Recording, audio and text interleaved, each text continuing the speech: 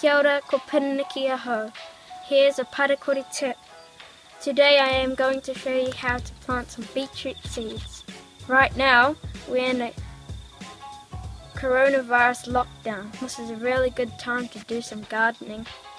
First, you're going to have to put some compost in your trees.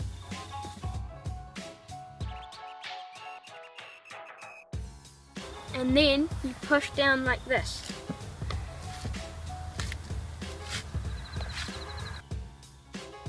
Now you put the seeds in here.